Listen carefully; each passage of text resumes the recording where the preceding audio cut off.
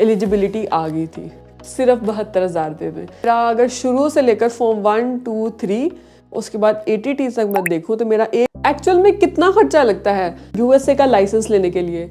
मैं राबिया नौरीन, मैंने भी रिसेंटली न्यूयॉर्क की एलिजिबिलिटी ली है। मैं आपके साथ शेयर करूँगी कि मेरा पर्सनली कितना एक्सपेंस आया है। डॉलर रेट चेंज होता रहता है, आज 278 है तो उस हिसाब से मैं आप लोगों को बताऊंगी।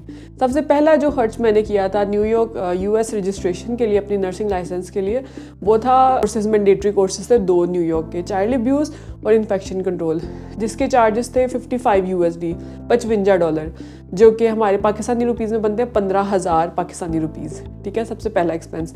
दूसरा मैंने पे की फॉर्म 1 की फ़ीस, जो कि थी $143।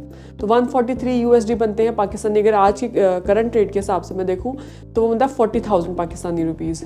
40,000 ये और 15,000, 55,000 मेरे यहाँ पे लग गए थे फॉर्म 1 तक।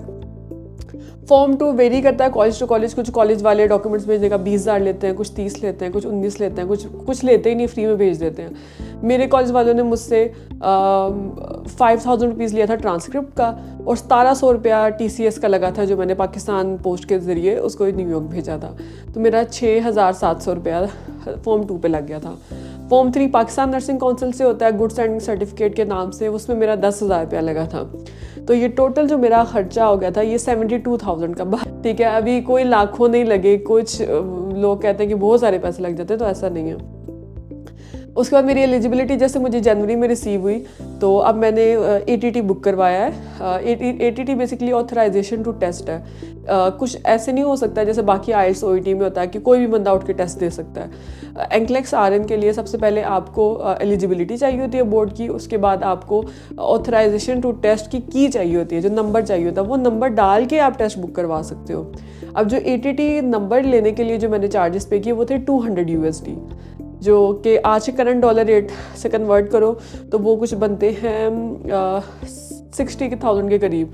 कुछ टैक्सेस लगते हैं, मेरा 64,000 रुपीज़ डिडक्ट हुआ था अकाउंट से। और पिछले भी जो मैंने बताया उसमें कुछ मिनिमल 5%, 6%, 4% कुछ इस तरह से टैक्स लगता है काटने में। तो मेरा अगर शुरू से लेकर फॉर्म 1, 2, 3 उसके बाद ATT तक मैं देखूँ तो मेरा 1,36,000 रुपया लगा है अभी तक। 136,000 रुपीज़ लगे हैं पाकिस्तानी रुपीज़।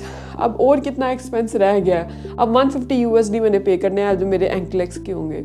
तो ये मेरा टोटल अभी एक्सपेंस है रजिस्ट्रेशन का। अभी रिसेंटली मैंने बुक किया तो इसलिए मैंने कहा मैं आप लोगों के साथ भी शेयर कर दूं।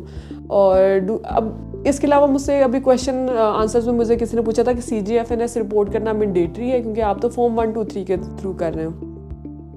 इसमें ये होता है कि CGFNS इवेंचुअली आपको करना पड़ता है, वीज़ा रिपोर्ट के साथ वो लोग मांगते हैं, लेकिन आप अभी आप स्किप कर सकते हैं, क्योंकि कंसिडरिंग हम लोग पाकिस्तान में हैं, और अगर आप CGFNS डायरेक्ट करो तो वो $495 का बनता है।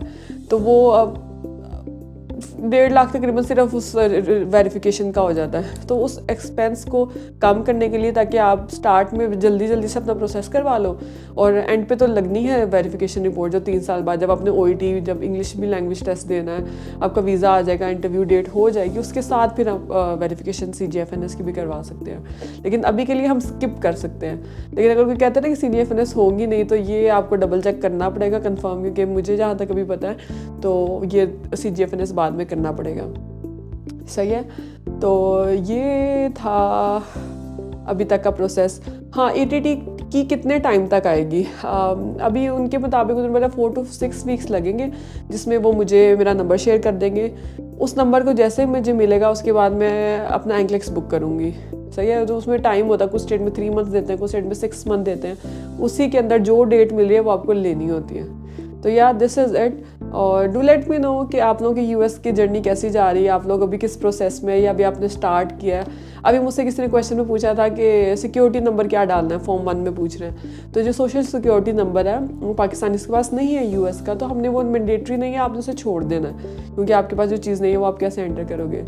सो या this is it. Do let me know if you have any question, queries, comment section में बताएं, तो इंशाल्लाह हम उसको आहिस्ता आहिस्ता डिस्कस करेंगे। Till that have a great time and अल्लाह हाफ़िज़।